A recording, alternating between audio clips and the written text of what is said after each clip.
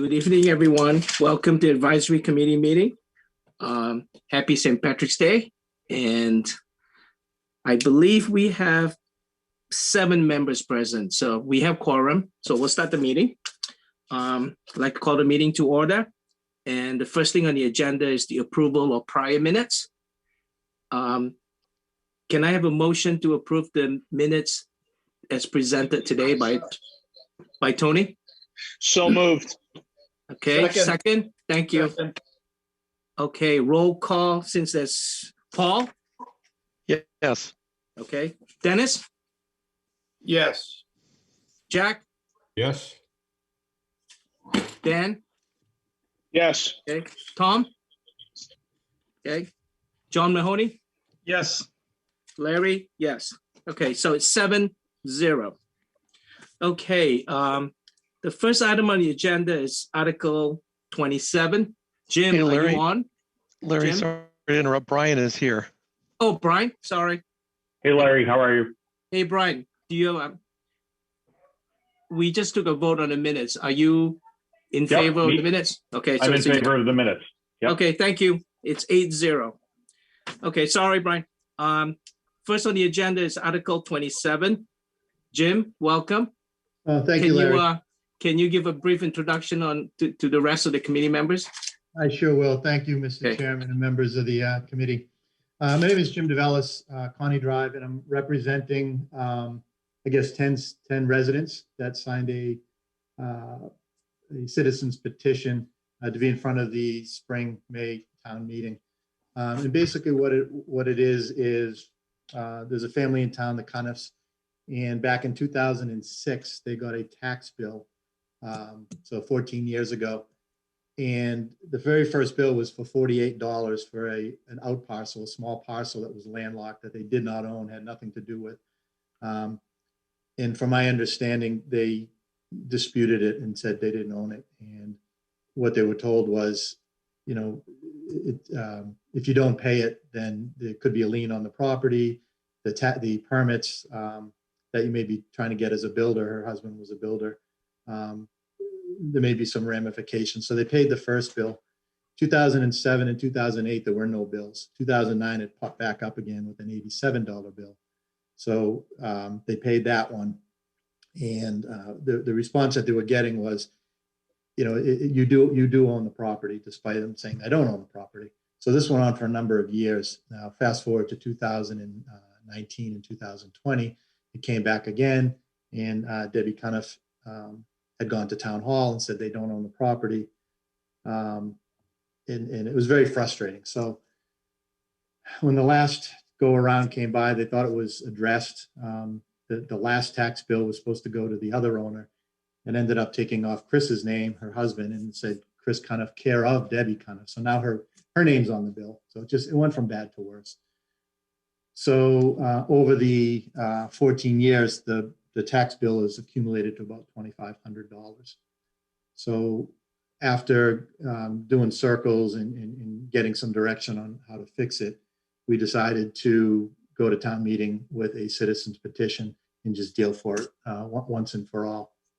The town had thought that we would be able to get an abatement, which we knew we couldn't, because if you look at the abatement form, Debbie Cuniff has no standing. She's been paying taxes on it, but to get an abatement, you need to own the property, you need to be a mortgagee, you need to rent the property with an interest in more than 50% of the bill.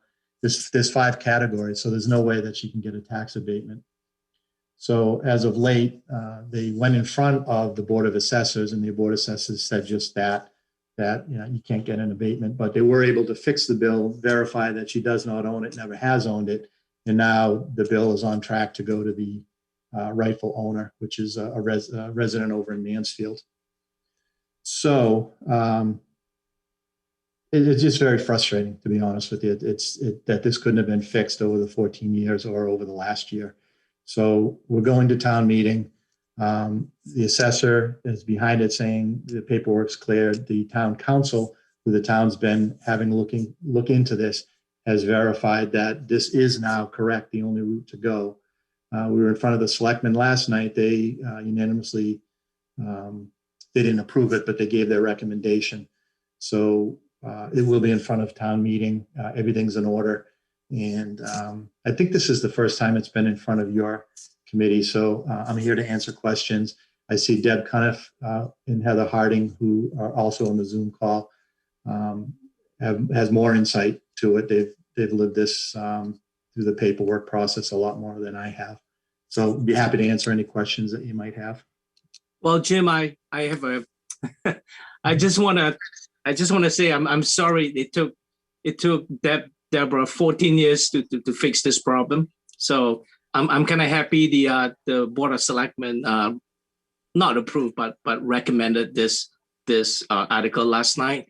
And actually I'm really sorry, but that's coming from a private citizen. I'm just saying, and I'm glad the town and you guys reached some kind of understanding, so you can bring this article to the town meeting. So having said that, does anybody have any questions? Go ahead, John. Yes, hi. Maybe it's for Bill Keegan, but are we able to recoup any of this from the actual real owner, or is that kind of gone? I mean, it's not much money, but. It's a fair question, John, but the answer is that the way this works is because it really came down to between Deb receiving the bill, the Cuniffs receiving the bill versus the person who should have received the bill. The answer is I suppose the action could be that she could recoup the bill. She could try and recoup the bill legally through that process, but of approaching the person who should have repaid the bill from the beginning. But the answer is that the town is going to continue to submit the bill to the rightful owner going forward, but not going backwards. Okay, thank you. How is it that for 15 years or 14 years, the Board of Assessors did not see that the property was owned by the Hardings? Or I don't understand how this can go on for so many years. Jack, that's the question of the day. I can't answer it for the town. I can't answer it either, Jack. Well, I will tell you that the first time I was aware of this bill was back in September of 2020, where I actually had a conversation with Deb and suggested that she take it up with the Board of Assessors directly. And so here we are today, trying to get it resolved. And it turns out that that's the only way to resolve it, because of the fact that it went back so many years, is to go to town meeting to get an appropriation to fix it. If she had gone and tried to recover it, the most she'd be able to get was I think the maximum is like 1 year going back in terms of an abatement. So, but we're going back to multiple years requires an action by the town to do that. So for the town meeting, town meeting is really the only rightful process for doing this. We were looking at other ways to try and fix it, to see if it didn't have to go that way, but unfortunately, this is the only way it can be resolved. But I assume that the town has records of who is the owner, and that should be a rather simple thing to determine in a case like this. I can't respond to it, Jack, because I wasn't involved in it directly. But I will tell you that that the matter has been resolved, because there was some question about the paperwork itself, and I think that has since been resolved. And I think the assessor has in fact done the research, going back to the town's assessor has gone back and actually done the research to actually find that the rightful person was a person actually from out of town who owns the property.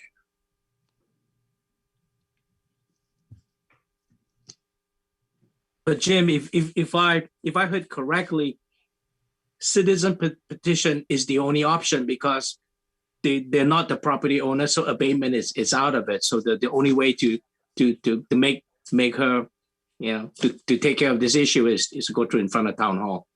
Yeah, so a town meeting. So there'll be a presentation similar to this, And it's as simple as, you raise your hand, and if you get one more than 50%, it passes. Right. That's correct. Well, Jim, I guess I'm just happy you're not asking for interest for 14 years. Well, Actually, I was going to ask that question. Don't Are answer. you? Don't answer. Are you? Don't Well, No, answer. seriously. No, seriously. Are they asking for interest? They're not, but the answer is they wouldn't rightfully be entitled to interest in this case. I've been advised by town council on that. So that's not something they could ask for in this case. They can get the payment back, but not, and the payment really is at the whim of town meeting, because it's considered to be what is known as it's an interesting case, because it's the first time I've ever seen one of these in 37 years, but this is considered to be a moral obligation request in many ways. So that's what's happened, is that it can go back to so the person can at least recover the costs of what's happened.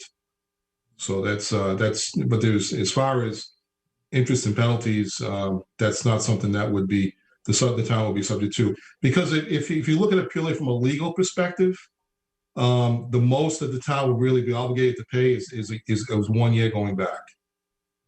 So, and I think there's one thing I need to clarify a little bit, though. While there may have not been an opportunity to file for an abatement, I think the matter could have been resolved, from what I understand. This is what I've been told, is that it could have been resolved if it had gone to the assessors before now.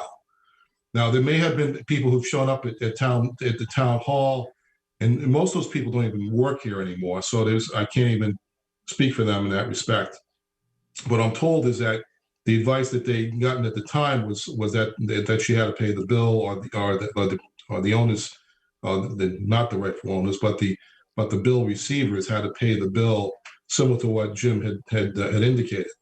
But I don't believe it's actually gone before the Board of Assessors until now. I don't think they've actually acted on it until this time. That's correct. Yeah. Okay. If it helps, it was resolved now under this current administration. Everything that we did in the last 14 years was through town hall, but none of those people are here anymore. So we followed the guidance and did what we were told to do by that group of people who are no longer here. And then when none of that worked, we finally came to Hannah and Bill and worked with the people in this administration. And now that's how it's finally gotten resolved. So it's not for lack of trying. It's just. Right. And we've tried everything. I've tried everything since the original bill in 2005 that had a prior owner and a care of me. And we've tried everything. We even went to the land court. We were in the bowels of the Dedham District Court going through documents to prove it. The Board of Assessors and past administrations just constantly told us, no, you own it, you own it, you own it. And I feel like they just never looked at what I was presenting. And until my husband passed away, I circled back to it again, going through his office, and was like, someone really has to look at this for me. So this is why I'm very grateful to the current administration that believed me and looked at it, because I have gone through cycles of begging town hall for help and always hitting a dead end and never getting help, and always being told that I own it when I don't own it. So I'm very grateful that someone finally looked at it for me. Jim, do you have anything to add? Yeah, so getting back to the original, so I should have mentioned it before. So the warrant article that's in front of you is for about, I think it was $5,025. The reason it's that amount is, and part of the frustration we have here is, so it's about half of that. So to get to this point, it's easy to say, legally we're not responsible for X, Y, and Z. Emotionally, I would love to stand up on town meeting floor, and say, look, here's a widowed single mom working full-time in the health industry. The steps that she's had to go, she has reached out and spoken to the owner. She's gone to the town clerk to get records for the past 14 years. She's gone to the finance department a bunch of times. She thought it was fixed at the assessors, only to get another bill with her name on it, which was never on it before. She's gone in front of the Board of Assessors for a vote. She's gone in front of the selectmen, and now she's in front of the AdCom. A single mom doing this is absolutely asinine. So if I had my druthers, and it's not my money to ask for, I would say, here's $2,500 that she's paid interest-free. But the time that she has spent, her personal time, her friends, is worth 3 times that amount. And then raise your hand. And this is why people are frustrated with town government. So I'll get Hey, off my soapbox. And I'll Hey, end it. Jim, I just have one thing to say now, and then Tom, you can ask your question. I think, Jim, what we have here is what's legal and what's the right thing to do. And the right thing to do is for her to get her money. And we can talk about legal all we want and statute of limitation. He said, she said, but at the end, we should do the right thing. And hopefully at town meeting, annual town meeting, the town voters will agree. Go ahead, Tom. Now I was just wondering whether or not the county registry of deeds has any kind of liability that would cover this. I mean, is that where it originated as a bad deed? Never figured out. Nobody really knows. Okay. Yeah. Okay. Any further questions or comments? Just a comment with respect to Jim's point on how much it's worth. I mean, it's important to point out. I think I raised this with you, Larry, that when the article was first submitted, it was put down as $5,000, a little over $5,000, $5,025, and it was discovered that there was a math error in terms of how the columns were added together. So the right amount is actually 2506, I think it is the correct amount, and that's the amount that should be considered properly for the motion. I'm not going to comment as far as how people feel otherwise, but I think in terms of the motion that the town is supposed to pay in this instance, it's that amount, 2,500. Yeah, so Larry, that's what I was getting at before I went off on a tangent.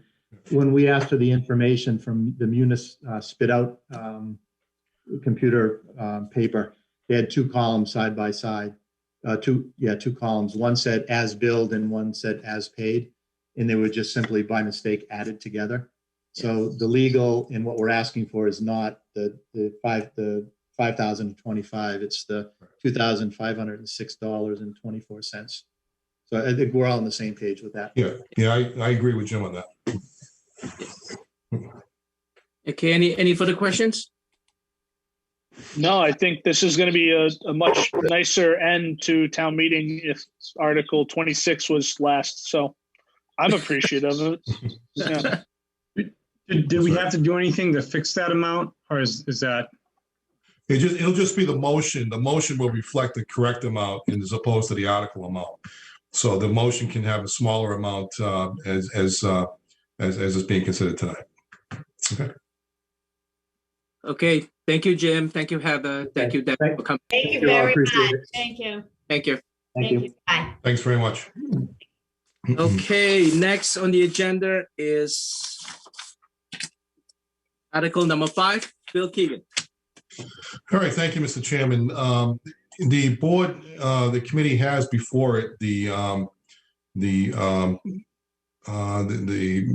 articles for Article 5, which is the capital improvement plan, which we worked on back a couple weeks ago on a Saturday to try and figure out how we can come up with a payment to a plan to pay the $5,001,760 worth of requests that were put forward by the committee, by the town rather. And what we found was that there really wasn't a way to pay for it all, and obviously we had to come up with a system, which we did, to try and whittle this down. The committee itself was made up of myself as the chairman, Larry Uwe, who was a member of the committee, the chairman, actually vice chairman of the Board of Selectmen, Ed O'Leary was a member that day, as well as Chris Gallagher and Amy Bertos, the school superintendent.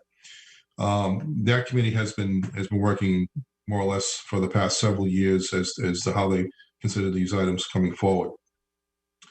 We did the meeting entirely through Zoom. It was televised, and what we did was we met with all the different proponents of their various articles and considerations, and then we were able to narrow the list later on after we heard everybody's presentations, and then we discussed each of the items, and then each member of the committee was then took the time to vote and categorize each one of the items that they thought should be worthy of consideration in this current town meeting.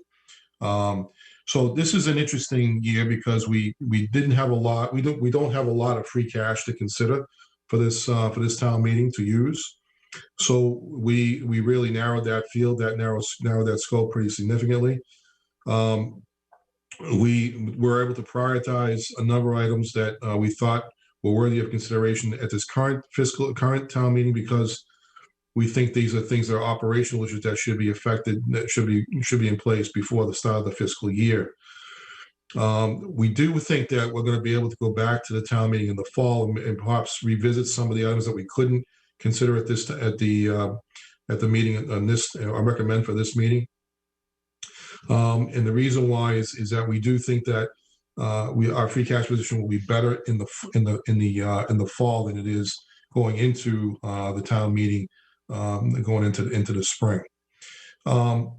We just recently, as you all know, were able to get some relief from the federal aid side, and that's something we're trying to unwind right now with the congressman's office, as well as Norfolk County and the state, the MMA, figure out how we're going to best receive those funds. But Foxborough at this point in time is in line to receive almost close to $6 million just from county funds, as well as from town direct aid, federal direct aid, as well as, and we don't know exactly the amount just yet, how much we'll receive in school aid on top of that.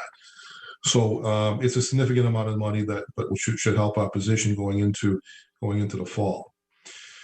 So that being the case, what we did was, if you look at the sheet on sheet 1, it gives you the full listing of the various items. Sheet 2 was the rating sheet that we used, and even if you see, there's a bunch of category 1 type of items which would be fundable for this fiscal year, or for next fiscal, really, and then defer it. And then there was a list of items that we thought we would defer to the fall. Even as we went through the number ones, we had to whittle that down even further, because it still added up to be an amount that we weren't comfortable with recommending to anyone at town meeting, or to your committee, or to the Board of Selectmen. In the end, we ended up what is listed in the third sheet, which is a total of $1,510,886. Of that amount, $623,656 was Chapter 90 money, which is money we already received from the state as it is. The remaining amount was of the remaining amount, $235,000 was from the ambulance fund. While there was about $1.1 million, almost $1.2 million in requests, we were able to restructure that in such a way so that we would do a lease purchase agreement arrangement for 5 years to purchase those 5 vehicles, which was significantly lower, and it took a much lower hit on the ambulance fund itself. The items that you see before you, the management information systems for the town, are systems that we need to replace now because of, here we are in the middle of a COVID environment, and we need to make sure that our systems are robust going into the years going forward, making sure that we have the right protections in place and the system remains functional. Some of the pieces of the MIS systems are actually near life's end, and if we don't improve them going into next fiscal year, we're going to be in trouble. So that's something that we prioritize right out of the gate. The vehicles and the fire department, these are vehicles which we know are ones which need to be replaced. We actually are adding a vehicle, adding an ambulance this year, because we ran into a situation where, if many of you are aware, Norwood Hospital is actually closed at this point. Norwood Hospital was the destination of many of our cases that come out of Foxborough, and right now it's closed because they had a major flood, and that building is out of commission now for probably the next 2 to 3 years, maybe 4. So what that means is that ambulance runs are now being the preferred direction for most of the cases now is to go to Boston, and we do take some people to Attleboro, to Sturdy, no question about that, but the preferred direction is to go to Boston, and that's a longer trip, and it's actually obviously a lot more mileage on the vehicles themselves, and so the life expectancy of the vehicles is starting to drop. So we do get more in terms of the trip because of the cost. So that actually puts more money into the ambulance fund overall. But what it does also, though, is it puts significant wear and tear. It also extends the amount of response time for the ambulance to go down and then return. So we actually take our people out of service a little bit longer because of that run to Boston. So the inspections pickup truck that was recommended for funding, that vehicle, as I noticed in the parking lot today, is actually out of service now. So are being repaired because it's in really tough shape. And so we wanted to make sure that that was that's really prioritized. It was prioritized this current fiscal year, but we took it off given the limits of COVID-19. The school software and software upgrade. These are strictly software upgrades. There are a few. There's a printer and a few computers, but mostly these are software upgrades that need to be done on the school side of the equation. The 77 passenger school buses, there's actually 3 being proposed for in this amount. We actually did also include the possibility of funding we did approve the funding of actually a 4th, but which may actually get paid for at the end of this fiscal year, depending upon the year-end position of the school department. So they might have one of those vehicles paid for at that time. So this is only a payment for 3 vehicles. Don't forget that last year we took the school buses off.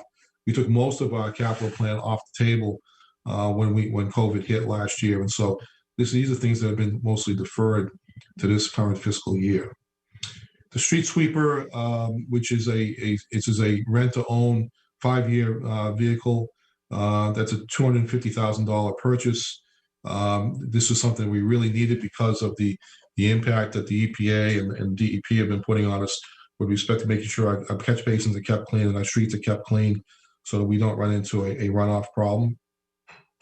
We're in the 3rd year of that payment right now, and so we've got 2 more to make, and then we'll be free and clear, and we'll own the vehicle outright. And then the third thing is the next thing after that from Public Works was a mower, which is at end of life, and we really need to do that. And those guys do such a terrific job that it's really hard to not address those situations when we see them pop up. And then finally, the $623,000 is in fact the amount from Chapter 90. Of that amount, it's important to note that we're using a portion of that amount for money to match a $708,000 grant that's going to be used to do the West Street Dam project. And just want to make everybody aware that we are going to take a portion of that for that use. But on the other side of that, we'll be looking to try and replace that money in the fall at the fall town meeting, if we can, and put that back to where it should be. It's possible, and entirely we'll have to wait and see how the year plays out. But it's entirely possible that if things improve, we'll be back into a situation where we'll be able to do not only the 623 that we do, or the 650,000, depending upon what the number is each year from the state. We'll be able to match that with additional money from the meals tax that will get our program back up to close to $900,000 to $1 million each year for improving our roads. We were just almost at the point where we're going to start looking at doing sidewalk improvements with those funds, but obviously we have to take a step back given the circumstances of what COVID-19 presented. So what you see as the funding mechanism, and George and Maria are on the phone call as well. So in case you have any questions beyond, if it's something I can't answer, we're proposing to use $652,000 to $650,230 of free cash, $235,000 from the ambulance fund, and $623,000 for the Chapter 90 to round out the entire capital plan at $1,510,886. That's the authorization we're looking for. So that is my summary, Mr. Chairman. There is a 5-year capital plan that is listed below that of the information that we've given you. It provides you with a summary of what's on the horizon, of things that we'll be looking for into the future.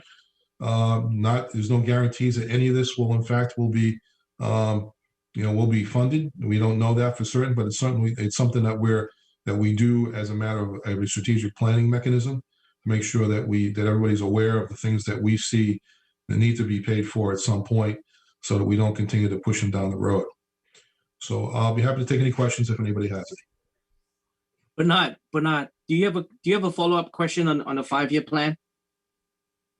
No, actually, Larry, good point. I believe that both George and Mary provided a very good feedback to us. As you know, I had your approval to send that email to George, and Mary provided that reconciliation. I believe that for all of us on outcome, the key takeaway is really more the importance of understanding how, at the end of the day, in the fall, we're going to see the total number. So what we're in the spring is just only, let's call it a portion of it. So like everything else in accounting, is perhaps more important to see the whole fiscal year 22, and just what's being presented in the spring is just a portion of it. So thank you, Larry, for this.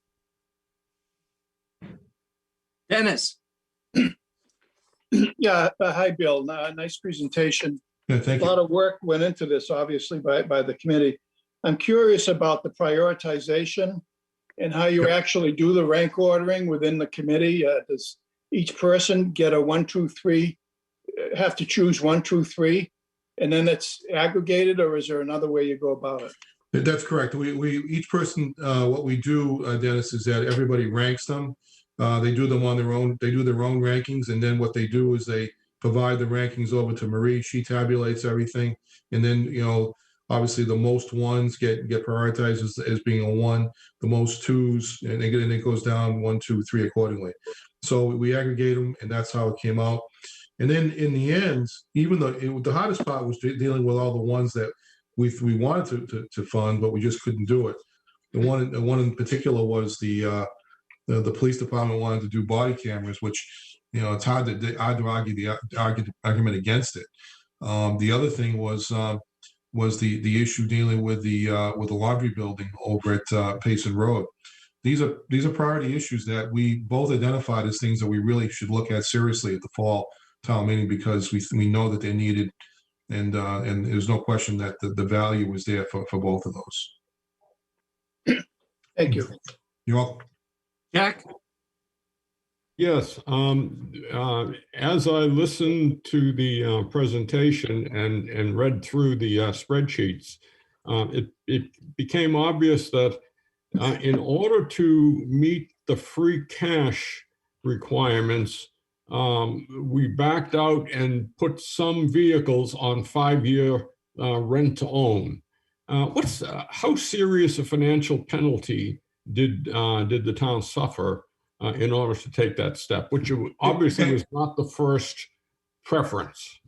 Yeah, sure. So thanks for the question, Jack. I appreciate that. So it actually, if we're going to do lease purchase arrangements, now is probably the best time in the world to do them, because the cost of money is so insignificant.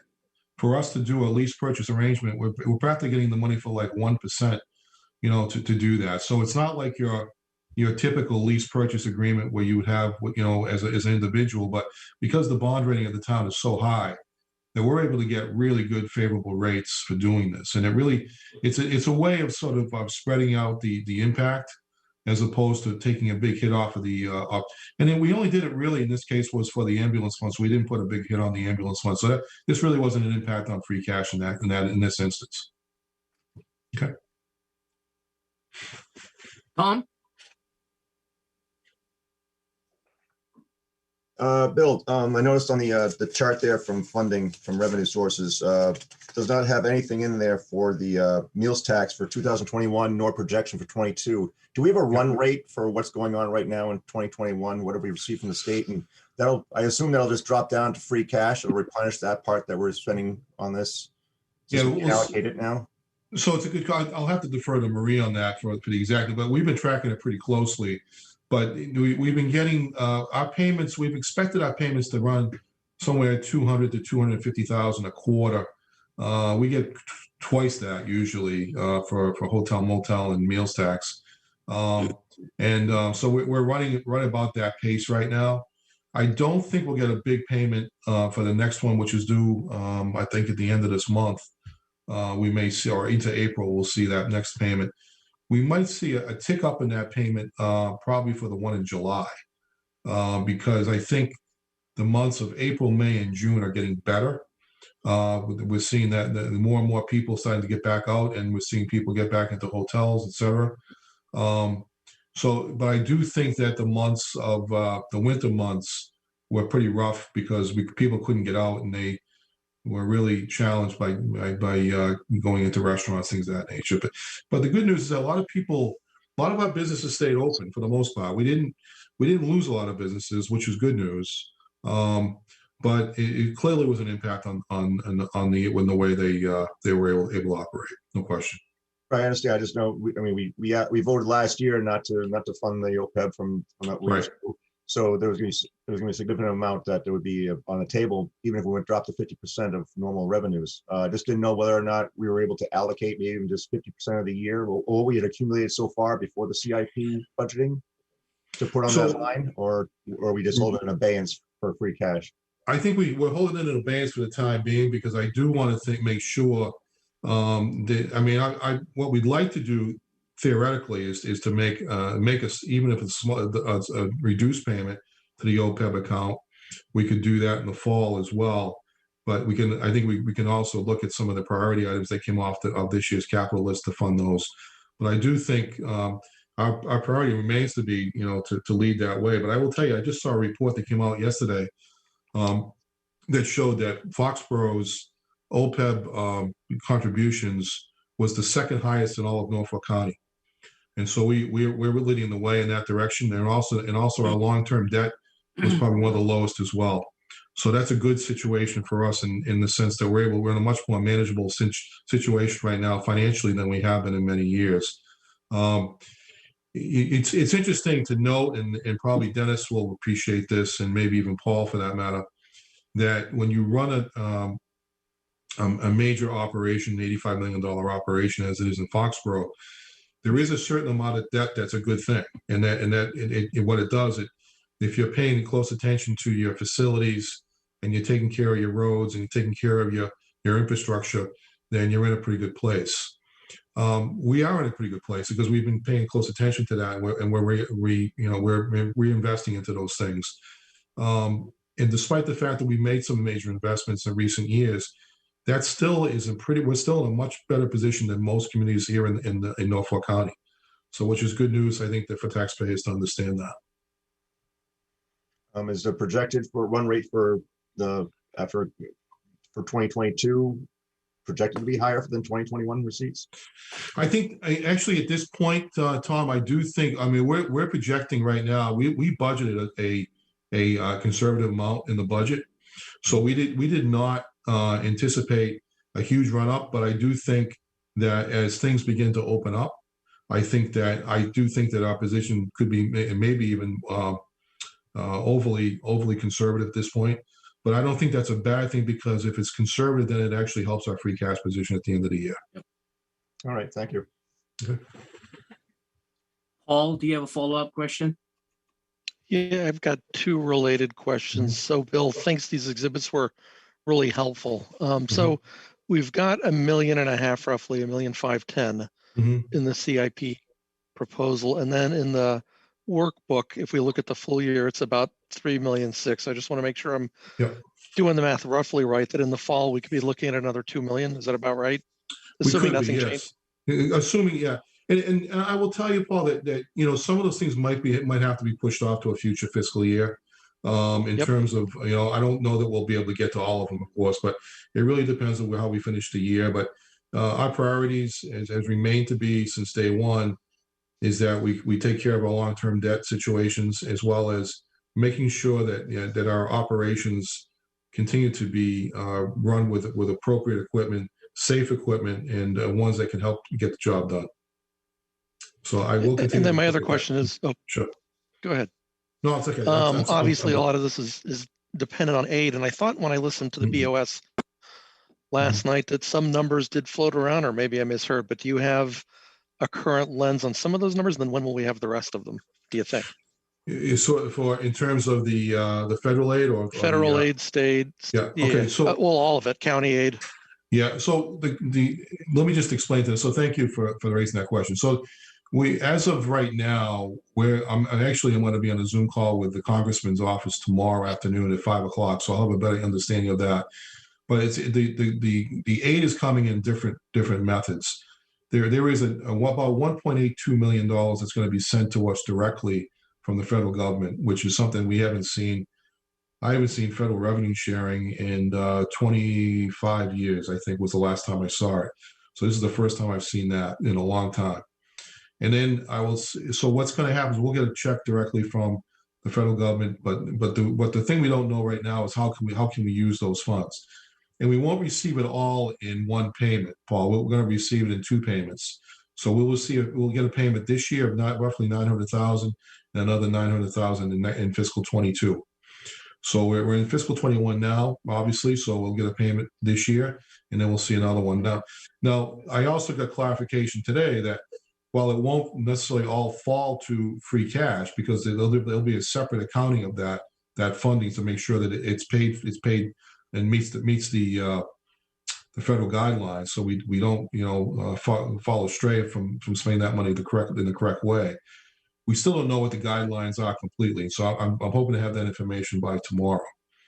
The second thing is that there is another chunk of money, about $137 million, has been allocated for Norfolk County as a whole. So there are 28 communities in Norfolk County, 3 cities, and 25 towns. That amount of money is supposed to be a pass-through from the county to the cities and towns.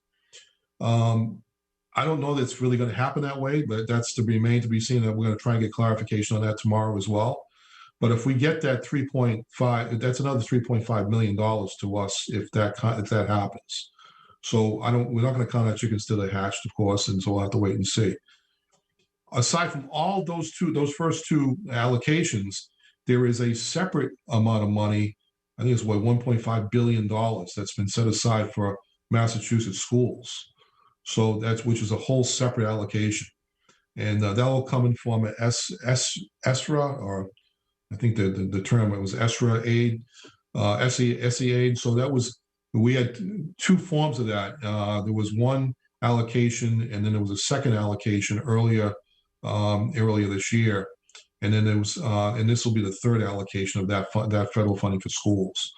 So I don't know what that number is yet, and we're tracking that to see when that number is going to come out. But that's where we stand at this point. Okay, that was helpful. Thank you. You're welcome. Bernard. Yes, thank you, Chairman.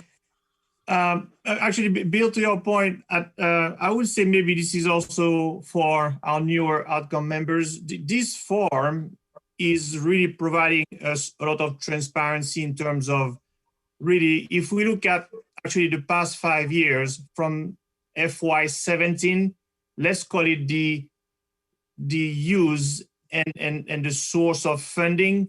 It's going to help everyone to see very much like a puzzle. It's a very easy exercise to do. This morning, what I did is that I've looked at the last page of the 5-year capital plan and looked at, for example, 17, the biggest number there, $17 million on the last page, the water receipt and bonding. It was very easy to look at where how it was spent and so on for the other years. The point being is that all of us here always talk about free cash. What I would like to emphasize to everyone is that this is a very, very good form to basically understand in terms of the allocation. For example, 2017, the budget, we have those 2 big amounts as far as funding, the bonding, general obligation, and the other grant reimbursement. If you go up to the top and see how it was used, it was all for the borough. The point being is that I believe and I wish all of our residents could take the time, very much like their checkbook, if they could take their time, Bill, to really understand the source and use of funds and basically the portion of free cash that we as a town, we appropriate it. By the way, FY22, it will self-be-explanatory. We see a $2 million number now. It will quickly help everyone understand why it was chunked into 2 portions this year. So my point, Bill, is that I in my opinion, kudos to your team for putting this form. And again, I reemphasize that I wish that more of our residents would really take the time, like their checkbook, to understand the source and use of fund, not just on the P&L standpoint, but also on the capital. And that would help us really go through, let's call it the process of the Article 4 and Article 5 much easier. This is my take. Thank you very much. Appreciate that. Dennis. Thank you. Bill, one other question. One of the most compelling presentations we saw this year was by the police chief in terms of body cameras. Mhm. So what was the thinking on not prioritizing that at level 1? Or, what you're thinking in terms of going forward with that? So, yeah, it's a very good point. I mean, we really wanted to do this. We really wanted to do that, as well as as I mentioned earlier, the Payson Road, the laundry building demolition. The reason why I think we could wait a little bit on the police cameras is because there's still some processes we need to go through in order to get there. In terms of we got to meet with the unions, and we still got to go through set up the right guidelines and go through those steps. And I do think that there's also a possibility that we may see some state funding for this, because the state just went through the process of doing the Police Reform Act, and they put a lot of time and effort into redoing the guidelines for how police officers should perform. But they didn't put a whole lot of money behind the training piece or the equipment pieces that are really key to this process. So we are advocating, I'm actually working with the state, the Chiefs Association, along with some of my colleagues on the Mass Managers Association. We're trying to advocate for a funding source that will help pay for some of these things that they think that they need. And that would be a prime candidate for the cities and towns, is to have funding for body cameras, because this is clearly the next generation of policing. And we think this is something that might qualify. So it may be just that it's a timing issue, Dennis, but I do think that a little bit of time in this one might help us in this instance. Thank you. If I just might add on the laundry building piece as well, I've been inquiring at the state level to see if we can get some grant funding for that as well, to see if we might be able to offset that cost. So I know State Representative Barrows and Senator Feeney are pushing to try and find something for me on that level as well. Okay. Any further questions for Bill? Hey, Bill, I just have a comment on spending. The federal aid and money from Norfolk County. I know you're waiting to hear on all the details, but is it possible, if we get the funding and we have to spend it, can we use it to fund some of the CIP dollar amount, so we don't have to grab it from free cash? No, it's a fair question, but the answer is I don't know. Okay. And the reason why I say that is because the guidelines haven't been given to us yet. Exactly. So I got that question from a reporter today, actually. And I said, look, we can't even have a strategic discussion about how to spend it until we know how we can spend it legally. So I think that's the challenge we're waiting for, and that's why we're so anxious to get that information. You did have a couple other questions, Mr. Chairman, from committee members. Okay, let me see. Oh, hi, Dan. Go ahead, Dan. Yeah. You mute. There you go. I think I clicked it twice. Sorry about that.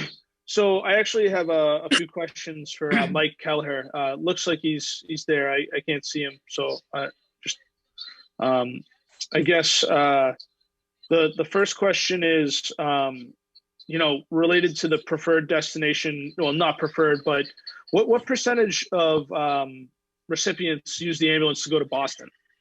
I guess is number one. I'm not, saying you don't need a new ambulance or anything like that. I'm just saying you presented in February and it showed that the overwhelming amount of people were going to Sturdy.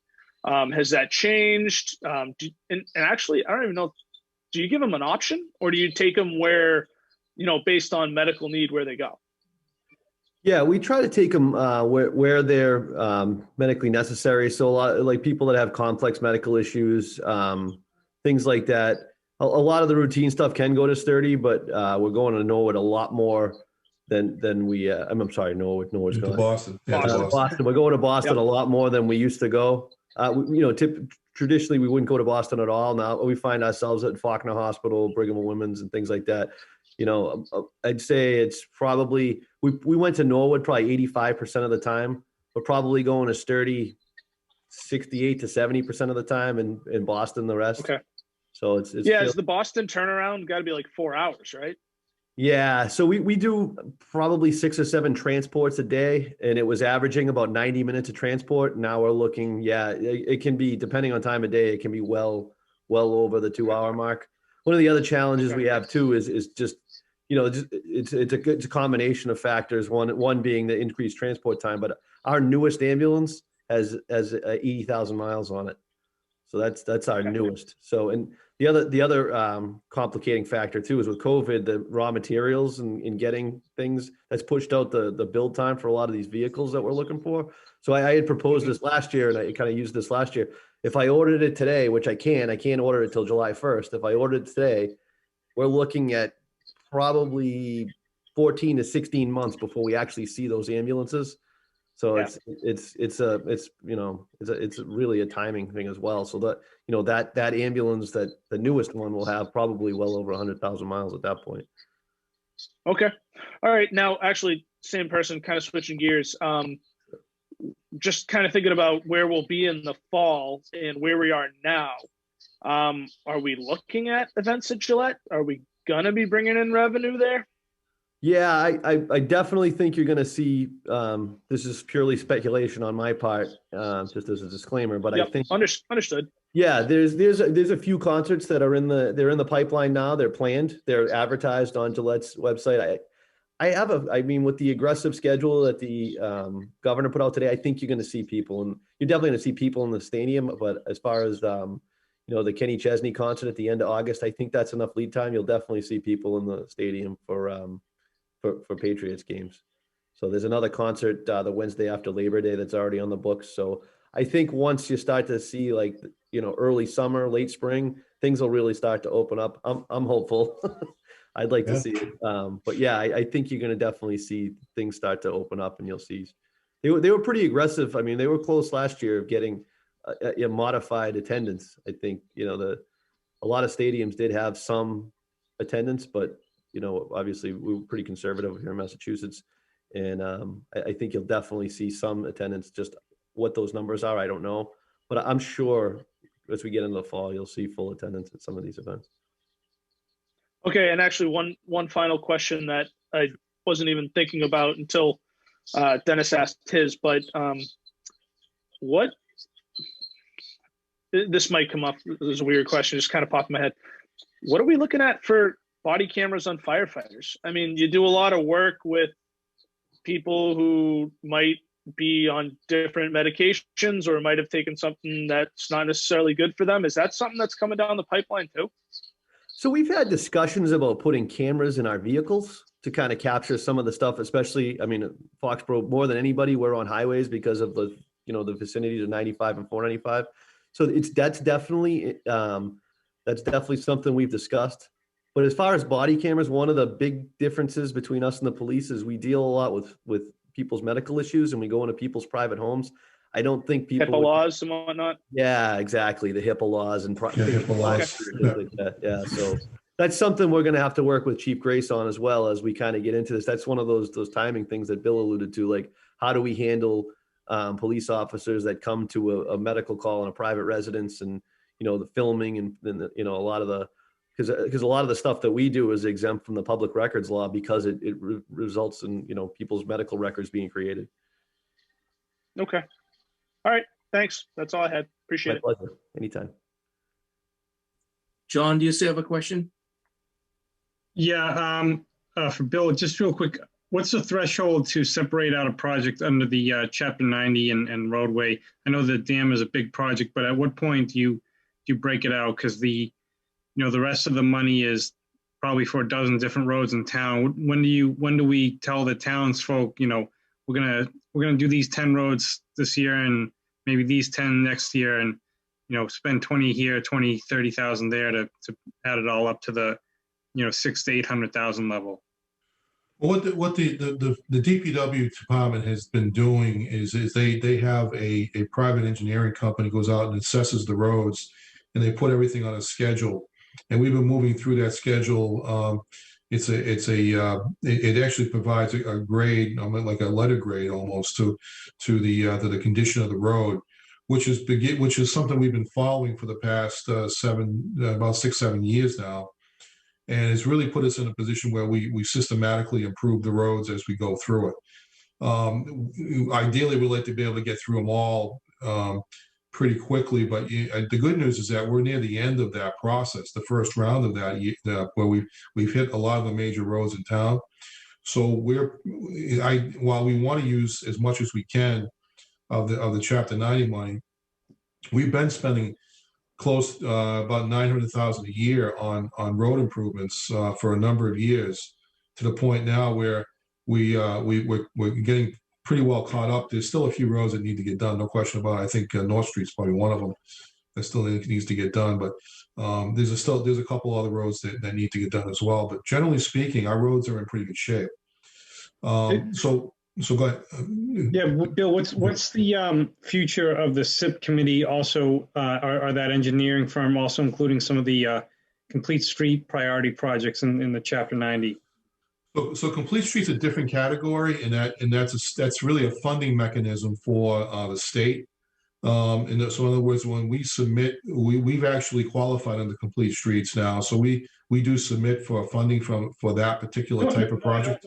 I understand the funding, but you know, it seems like Mansfield's gotten 2 or 3 projects over the last 5 years, and Foxborough has gotten left in the dust. So if we don't spend some of our own money and we don't get any money, we'll never, move forward on those either. Well, just so you know, we just qualified this past year for the Complete Streets program. So we actually we were, and Chris Gallagher is probably the better guy to answer this question, but we actually spent quite a bit of time just getting ourselves qualified for that program. And then what would happen was we submitted for about a $400,000 project, and we were denied this past year. So we were up for funding this past year to do it, but we did submit a pretty good project. So I would say, it's a question of how they view our project versus others. And, a pretty big project like $400,000 probably get viewed as being a little bit too big for them to take on right now. Right. So we're going to continue to submit, John. I mean, that's, anytime we can get more and more money for the town's roads and do them in a way that meet the complete street standards, is better for us. So is there a couple of the smaller projects that the SIP committee should look at from the town's own funds if we're not moving ahead on any other funding?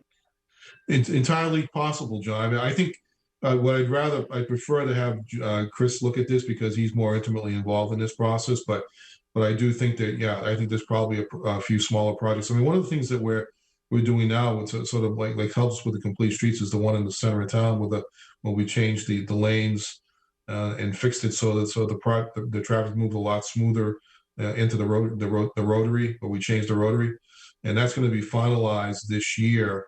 But that was an example of a complete streets type of approach. So we'll continue. Thank you, Bill. We'll continue to work on that. Great. Thank you. Okay, any further questions? Okay, Bill, I think we're good with CIP.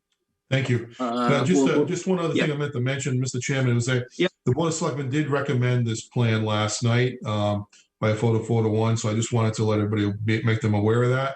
And that, so we're, just so you have that for background information. Okay. Thank you. Thank you. Okay, moving on to Article 17. Bill and Mike. All right, this is one of those articles that's actually good because we're not spending money, we're going to make money. So I don't know if many of you are aware or not, but we have a cell site on our radio tower behind the public safety building. And earlier this year, we were approached by AT&T to possibly put them on the tower as well. So we put all those wheels in motion. We need a town meeting vote to enter into a lease agreement with AT&T to put them on the tower. I believe the lease is about $3,600 a month, Bill. Correct me if I'm wrong. Back to the That's town. right. Goes That's to the, exactly right. yeah, Yeah. it goes to the general fund, and it just helps, any revenue is good, but they're going to pay. There's a little bit of modification that needs to be done to the tower. We retain the highest point, obviously, for our radios, and I think it's kind of a win-win. They do all the work, and they just send us a check every month. So The primary reason for this, Mr. Chairman, and members of the board, is the primary reason for the action at town meeting is because it is town property. So in order for us to lease town property, we need to get town meeting's authorization to do that. Mike, do we have to spend any money, or AT&T will do it all? The AT&T financed the engineering study. They did it. Any funds that need to be expended is on AT&T. We didn't spend any capital to do anything. Hey, Mike, How long is the lease for? I'm just curious. I believe it's 20 years. I think. Wow. If they were going to make the investments, they wanted more long term. AT&T got the contract for what's called FirstNet. It was an initiative after September 11th to try to streamline first responder communications. And I forget the number, but they have to put up an exorbitant amount of cell sites over a 15-year period to meet the demands of the contract that they signed with the federal government to build out the cell network across the country. Do we have an inflation clause built in so we make more money 10 years down the road? Yeah, there's a escalator. I believe again the nuances in the lease agreement. I believe it's 2%, Bill. Okay. I think that's right. Sharon, do you have any questions? Okay. Any further questions for Mike or Bill? Wow. That was the easiest one so far. I guess. Painless, absolutely painless. Okay. Thanks, Mike. My pleasure. Have a good night. Thanks, Yep. Mike. Okay, moving on to Article 20. It's Chris Gallagher and Barry. Hello, Larry. Hey. Barry and I are here tonight to talk about the stretch code. This is something that Foxborough has taken on to become a green community in the state of Massachusetts. So there are currently 271 cities and towns in Massachusetts that are designated as green communities by the state. And in order to do that and gain that designation, there are 5 criteria that the towns and cities have to meet. We look at a 20% reduction in energy use over a 5-year plan. So we're working on an energy audit of the town buildings and working on that energy reduction plan. We will put in place a fuel efficient vehicle purchase policy. We have to have zoning as of right for solar, which is already done. We have to have an expedited permitting process for renewable energy development projects. That is done. And then the 5th criteria is adoption of the stretch energy code. So we're working on those 5 criteria. The energy code is something that needs to be adopted at town meeting. And what this will do once we're designated as a green community, it'll open up grant opportunities to the town of Foxborough for energy reduction and updates and improvements within all of our town facilities. Hey, Chris, can you turn up the volume? Some members could not hear you. Sure. Let me try that. Is that better? Okay. Yes. So the stretch energy code needs to be adopted at town meeting. This will allow us to be designated as a green community, which will allow us to apply for energy reduction projects at all of our town facilities. So that's kind of the benefit of doing this and moving this forward through this town meeting process. Really, that's something we'll be able to do. This spring, once town meeting goes through and this is adopted, we'll have everything else in place. We'll apply to be designated as a green community towards the end of May. And then starting in fiscal year 22, we'll be able to apply for these projects. And typically the projects are $100,000 a piece, and they're fully funded by the grants and the awards. So that's kind of the benefits. That's where this is coming from. And Barry's on to really talk about the code, you know, some of the specifics about what the changes are, what the differences are between where we currently are in Foxborough, and answer any technical questions that you guys have.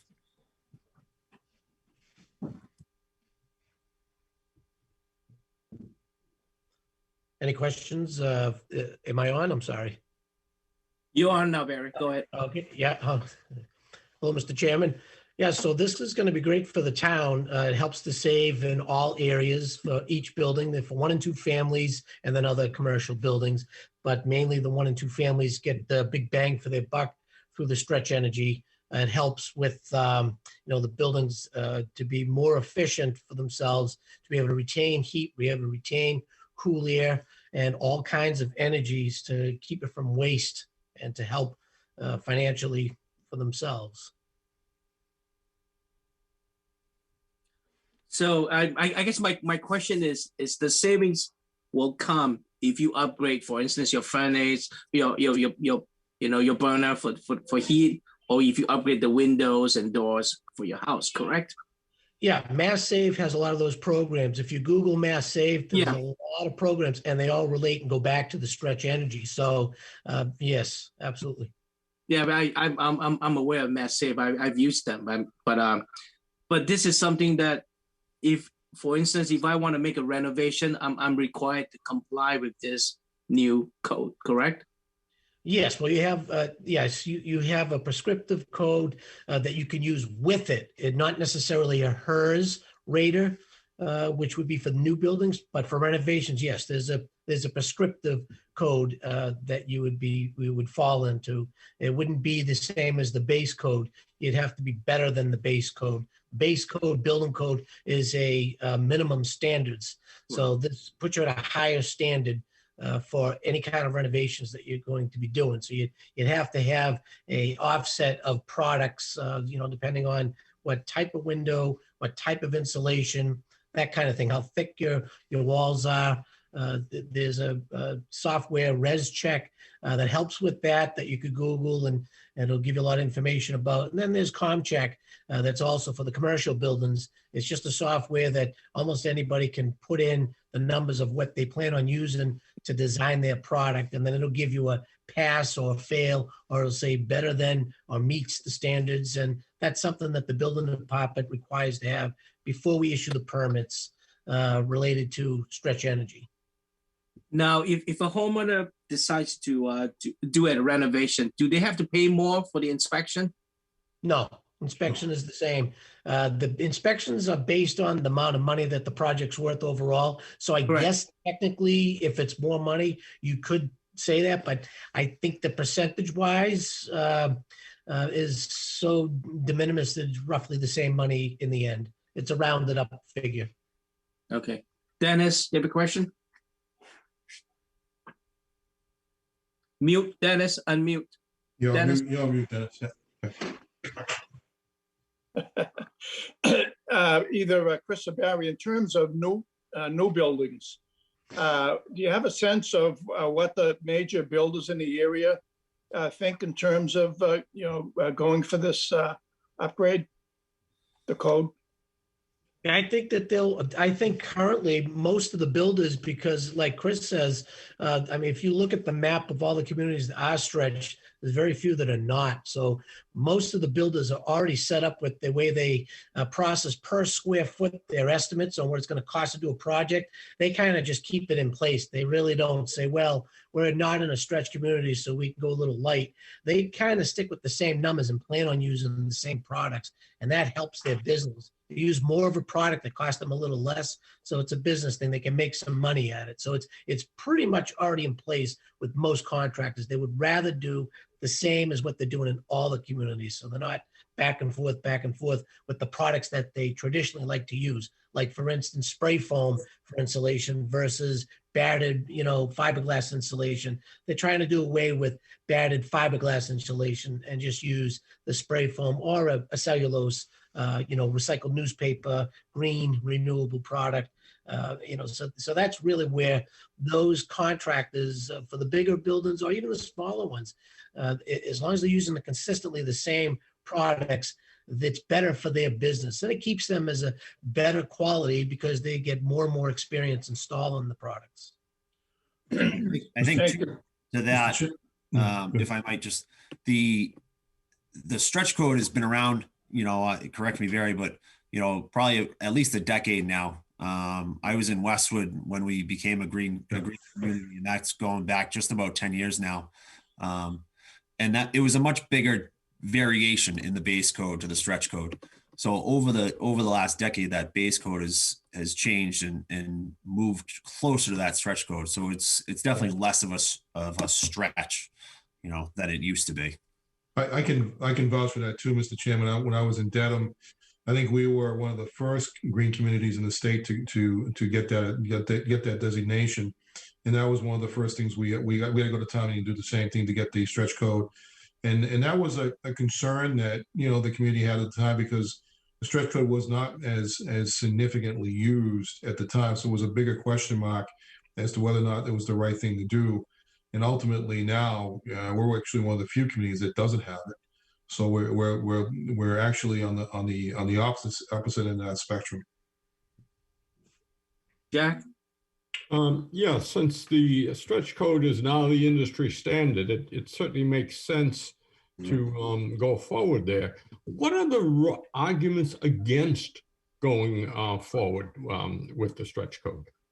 I mean, somebody is going to stand up at town meeting and give you an argument. What is it? And give us a sense of how real it is. An argument for why you would not want to ultimately save money and help with the, earthy, crunchy atmosphere and all these things. I don't know.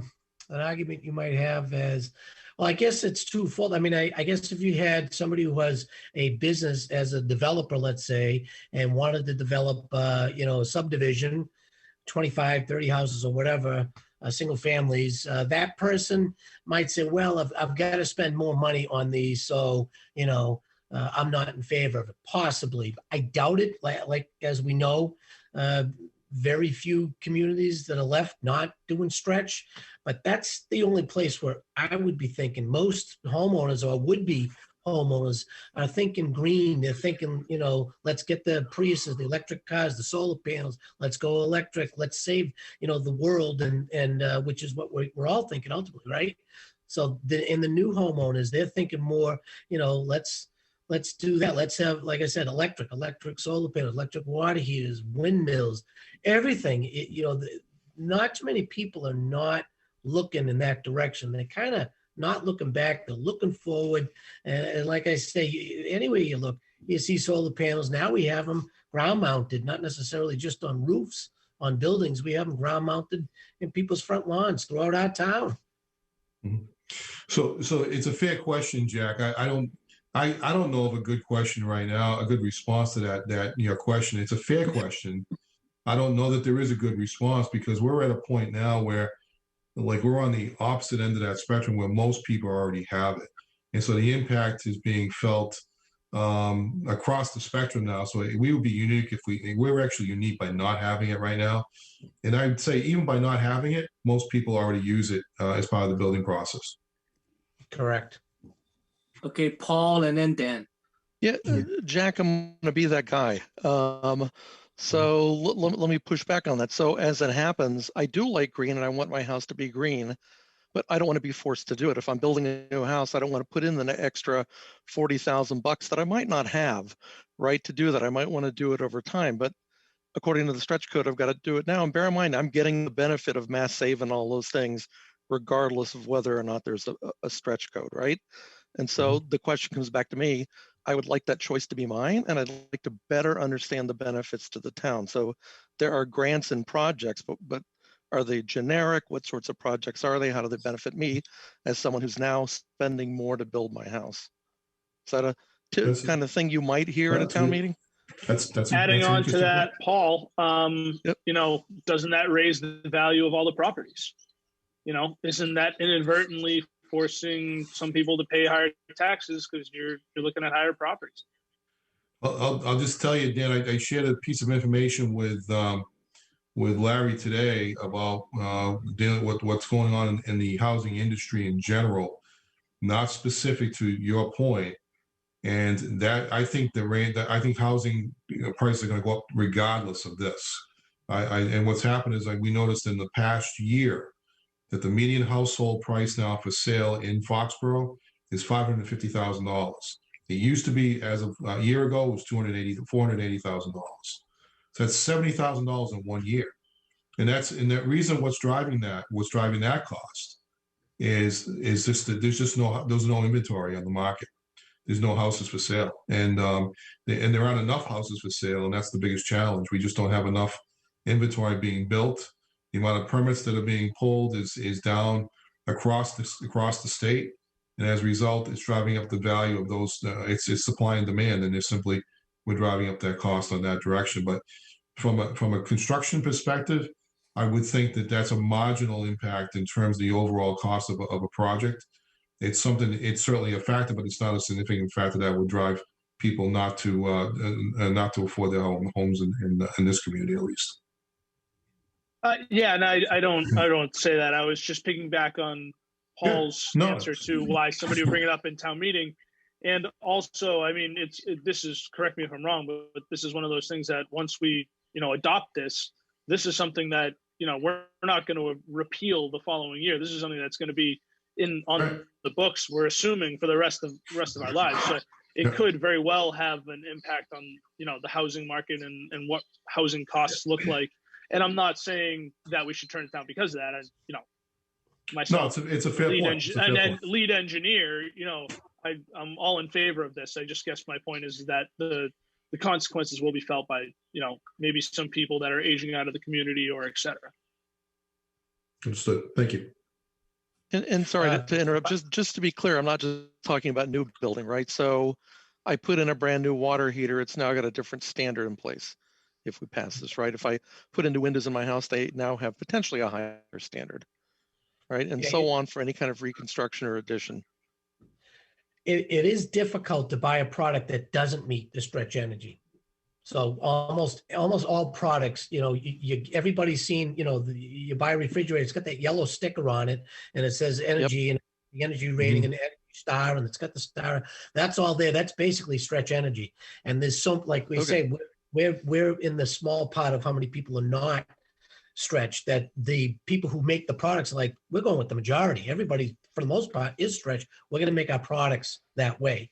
And one other thing, every 3 years, by law, we have to, with the building code, renew it. It has to be more. They have to be more with the time. We can't stick with the past. We're going from the 2015 to the 2018 version that we're on right now, which started in November.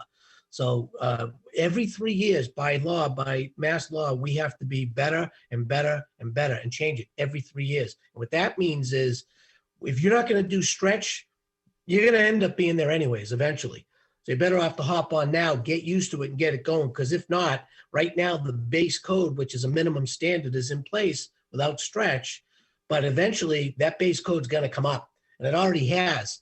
The building code for exterior wall is an R20. We're back maybe 15 to 16 years ago, it was R13 was the minimum. So now you go to the Home Depot to buy batted insulation for R13. It's not going to work. You really can't use R13 because you need R20. You know what I mean? For those values, for that kind of insulation that the average person says, I want to use my product. Don't tell me what to use. I want to use this. Well, the building code is going to step into place and say, the building inspector's here and you can use all your products, but they now have to comply with the minimum standards, which currently are R20. And that's real close to what stretch is. Stretch is just on top of that. The batted installation gets put in kind of haphazardly as best you can, close enough, and gets in between maybe windows before the casing and the trim goes on. So there's a little space there. You can stuff inside the side of the window with that batted insulation. But with the stretch, no, you've got to make that tight. You have to use that great stuff. Everybody's seen the great stuff. And you spray it in there, an expandable foam made for windows. From there, you have to caulk it. And that's what stretch does. It basically forces a higher quality, a higher standard so that you get a better job. And that's becomes the building code. So just circling back to two questions I asked. One is, do you have an estimate of that delta for a house? And two, talk a little more about the grants and projects that we get as a benefit as a community. Thanks. So Chris, you could probably answer that question as far as we're talking hundreds of thousands of dollars potentially that the town could receive in terms of green community funds. Is that correct? Yeah, so we're looking at and the energy audit that we're doing. We're working with the school department, with facilities department. We're going through all the big energy using buildings in town. So when we look at the high school, when we look at the middle school, even the library, even though the library is new, there could be a savings at the library. These could be lighting upgrades, switching over to LEDs. They could be boiler upgrades. And one of the things that we're working through is that the facilities in this department are in relatively good shape energy wise. Bill Yukna and his team in the facilities group with the schools have done a lot of those upgrades already. So we're looking at some of the other things. We've done lighting upgrades in the schools, but we're working with an independent company that does these audits frequently, and they actually do them for free. And we have, like Bill said, the majority of these projects are going to be, $100,000 a piece. We're not limited to how often we can apply. This is something, and going back to the complete streets comment early from John, the green communities is something that, the money's there and they're looking to get it out into the town's hands. So, I've seen a lot more success with other municipalities applying for green communities that don't meet the requirements and don't hit the top of the list for some of those other grant applications. So these are significant projects. And the big thing is that, the plan that we'll put together is a 20% reduction in energy use. So that's not only electricity, but it's gas, natural gas, as well as gas and diesel in the vehicles as well. So it takes all those things into consideration. Like the one question that Paul had asked too, that I don't know if it's been answered yet, was the delta. What's the difference in cost? And Barry, do you have a rough idea, or Chris, as to what the delta is in terms of doing a non-stretch code house versus a stretch code house? Honestly, I wouldn't be able to give you a number. I mean, I could look into it and get back to you, but Sure. I honestly wouldn't be able to give you an honest number of what I felt that difference was. I really. And there was Barry, a can I time when I ask a thought I quick knew that question? number, Paul, but I don't know it myself at this point. Yeah, Barry, I'd ask for a very modest effort. If it isn't, that's the sort of thing it's going to be very hard for you to work out if it's not already We've out got, there. So we've got a couple of builders in town Barry. right now that we could ask. Yeah, but I mean, correct me if I'm wrong. Like again, Yep. like you said, Barry, Yep. you'd have to like scrounge your way through Home Depot to find products that don't meet these standards, right? That's correct. Like you got to go looking for this stuff. Correct. Basically, if you're looking at the water heaters at Home Depot, they're all going to meet this code, Star Energy. unless you can find one hidden in the back, right? Correct. So it's not necessarily, if you want to pay to meet the code or not. It's more or less what you want to meet for efficiency.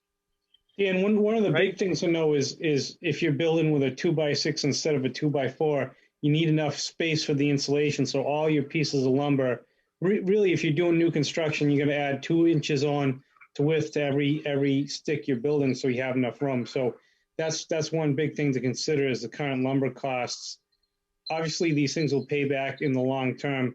You're talking 30, 40, 50 years, but there is a significant, if you're talking, I'm going to put in, a new window or a new water heater, that's one thing. But to talk about a whole brand new house, you're probably talking 10 to 30,000 in cost for an average house. And keep in mind that if a builder is going to put $1 out, there's a risk to that. So they're not just going to say, well, I'm going to give the homeowner $1 extra because I'm spending the $1 extra. They're going to say, well, I had to spend the time to do a little bit more and outlay a little bit more money. So therefore, maybe I need, $1.50 for every dollar I outlay to make this make sense to build the house. Mm-hmm. Yep, understood. So as it pertains to public buildings, though, I mean, there's nothing that we're gonna to purchase. Obviously we have the borough school, but I mean, that's already, all that's been kind of paid out or not paid out, but purchased already. I guess what I'm saying for public buildings, everything's going to be meeting this code regardless, right? Yeah, that's really true, Dan. That's a good point. That a lot of the everything that we're doing now is at pretty high standards in terms of the the efficiency that we're using for energy efficiency in new building standards today. That's because what happens is that the school, the SBA will actually step in and insist that we make those kind of changes to meet their requirements.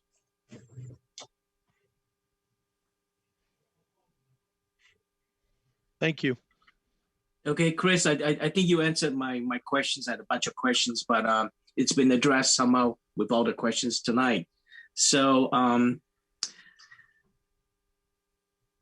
okay for now with questions. So does anybody have any further questions on this stretch code? No, I think we're good. Chris, Barry, thank you. Thank you. Okay. Thank Thank you. you, Mr. Chairman. Thank you. Yeah. I think that's it for all the presentations. So now we're back on the AdCom administrative. I know, Dan, you might have to leave shortly. So what we can do tonight is— You still have quorum, right? Oh, yes, we do. Still have- Yes. Okay. Yeah, we're good. So I guess Mike. Thanks, Dan. Okay, so a couple questions I have is, we can discuss, we're not going to vote on the articles that were presented last week at this point.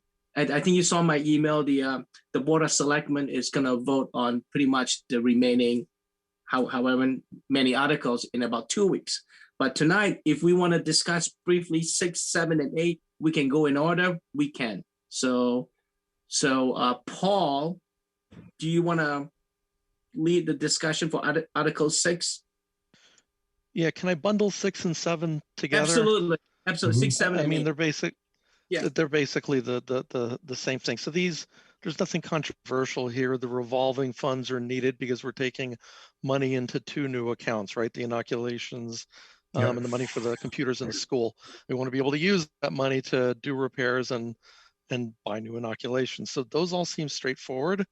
Yeah. And only one of the existing revolving funds went up, and there was a good explanation for that. So to me, 6 and 7 seem pretty straightforward. That's a good It summary, is. Paul. Any questions for Paul? Anyone? Nope. I think, Paul, we're good. You want to touch on Article 8, Paul? Sure. 8 is just a correction to something that should have already been included in a bond issue. So the sooner the better we get that one in. So for whatever reason, Larry, you gave me some easy ones and I'll take it. Hey, we can still change. But that's fine. But if I remember correctly, Article 8 is a technical correction, right, Bill? That's correct. Yeah. That's So correct. yeah, it's just a fix. It's being able to use the premium from the bonds to pay them down. That's Pretty exactly right. Yeah, I mean, it doesn't. I mean, the bond issue was fine. There was no issue Right. with that. It was the thing. The situation was now we can utilize the some of the proceeds from the bond issue to help pay down the bond. So. Okay. And the next 6 or 8 articles on the union contract, I just want to make an observation, a comment, I guess. Last night at the Board of Selectmen meeting, Bill, I believe you told the selectmen, not you, Mike Johns did. If we have an agreement, Mike will present to the Board of Selectmen in about 2 weeks. So Right. if that happens, then AdCom will get it in a couple. Okay. Yeah, Mike's making a last-ditch effort to try and get all the unions on board. If that doesn't happen for whatever reason, if we can't come to agreement with them, then there'll be a few articles for consideration by the committee as well as town meeting. Okay.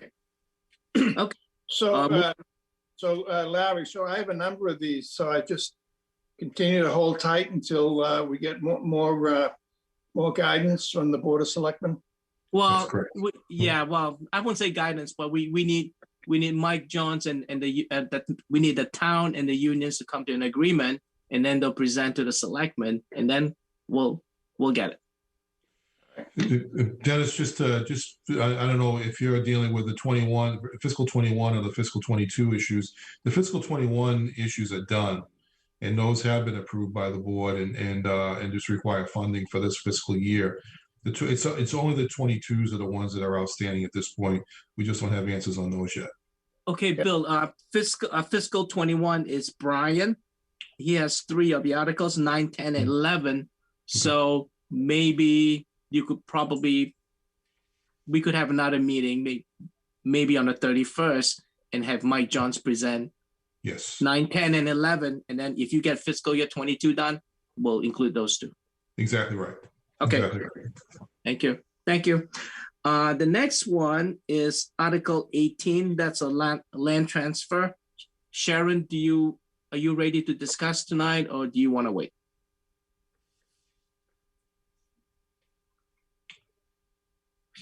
Sharon, you're still mute. You need to unmute. Okay, you're good. So as I told you earlier today, that I think I want to go out and look at the property and then come back so I have a clear understanding of what it is we're looking at. So I'm going to call Chris and ask him if he could actually take me there and show me around. Okay, fair enough. Hey, Tom, can you give an update on Article 19?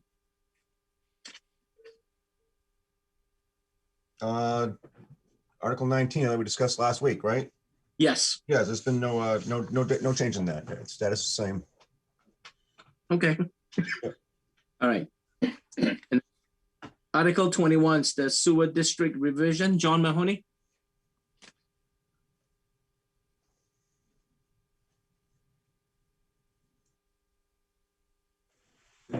Sorry, I was just on mute trying to get that off. Yeah. So this is pretty simple. It's just a matter of extending their eligibility to be in that map or sewer district. You know, the costs are, even if the final decision, if that condo group wants to go on, is yet to be determined. But this is just kind of the first step in giving them that authority. And since we have plenty of sewer, and this is not a definite, there's really no reason I'd see to oppose at least extending their eligibility to request sewer in the future. Okay, any questions for John? I just want to know how he manages to keep his baby quiet. I got the magic touch. Well, luckily Irish tonight. There you go. There you go. Thank you. Okay, thank you. Article 22. Jack, you have the longest article.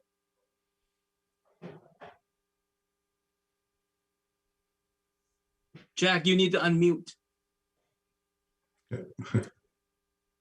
All right. I didn't know that you really want to listen to me. You know, it's a standard. It's a state standard that has come down, and in terms of about every 10 years, there's a new floodplain map, if you will, that's put out by the federal government, and this goes along with it. And the state has put together a model code that it expects all of the towns to adopt. And this article essentially takes the state wording. It takes out a few sections that don't apply to Foxborough, and we are being asked to adopt them. And in principle, we would not be eligible for flood insurance if we did not adopt it. Now, I'm not sure how real that is, but I don't see any reason why not to adopt it, because we do know that as the climate is changing, things aren't going to get better with flooding. They're going to get worse, and so I think we have to keep our laws current. I have gone back and forth with Chris and with Paige on one particular number, but I don't think it's worth discussing that in order to because I think it would just cloud the situation. I would recommend that we go forward and recommend adoption to the town meeting. I don't know how much detail you want to go into this. It's about, I don't know, 8 or 10 pages. I think we're good. Any questions with Jack? No, you're good, Jack. Thank you. The next one is 23 and 23, but Brad is not here today, so we'll skip for the next meeting. And then the next one is assisted living, Article 24. Tom? Yeah, that's just the reassigning the description code, the chart back to where it had been. It had been inadvertently adjusted, and Paige said just trying to put it back to where it was originally supposed to be for zoning for assisted living. So is this more of It's clerical adjustment back to its normal or its originally intended position. Okay. Any questions for Tom? No, I think we're good. Thank you, Tom. The next one, 25, Brad is not here, so we'll skip for now. And then 26, Dan just left, so I told him we'll address it the next time. So that, I think we've gone through all of them. I just want to ask the committee, do you want to have a meeting next week, or do we wait till March 31st to go through the remaining articles and then we can start voting? If we have a meeting next week, we're just gonna discuss this 5 or 6 articles. It won't be all because we won't have the union contracts yet. So if we have a meeting, it's gonna be a relatively it will be a shorter meeting. Is there any reason why we can't start voting on articles that we've already discussed? Here's the thing, Jack. The Board of Selectmen is gonna take the vote on March 30th in 2 weeks. Then just in case there's any changes on any of the language on any of the articles, then we have to come back and re-vote. We can, but I just don't recommend it, because let's wait and let the board vote on the final version of the articles. And then if it's just minor changes, we already had the discussion. So it can be fairly quick for us. So that's the reason. Tom? Mr. Chairman, there are 2 things that you might want to consider, though, is that they did act on the capital plan, and they also acted on 27 as well. So I don't know if there's anybody who, if the board or the committee feels comfortable with acting on either one of those, that's your choice. Correct. Well, technically, because both articles were presented tonight, so as a practice, we're gonna decide in the next meeting. Fair enough. Thank you, Tom. Yeah, I'll just say that, we have this open time slot, whether or not there were any committees or any department heads we want to have come back, and if there was any unfinished business or questions that people had now having gone through the entire budget. If there's any departments, anybody had any concerns, want to ask anybody to come back and answer any questions. Well, you know what, all the liaisons, I don't have to set the agenda until Friday. So if there's a change of heart tomorrow, email everyone. And then if there's a need to call the department heads to come back, we'll do that. Right. Okay. So at this point, I'm inclined to say we won't have a meeting next week, but we won't decide until the end of this week. Let me know. Music to my ears, Mr. Chairman, because I was planning to be on vacation next week. So, so thank you. Okay. For that consideration. Okay. I mean, we could, Jack, but I think we I just think as a practice, we should defer to the selectmen to let them take the votes, so they have the final version, and then we'll do it on the 31st. All right.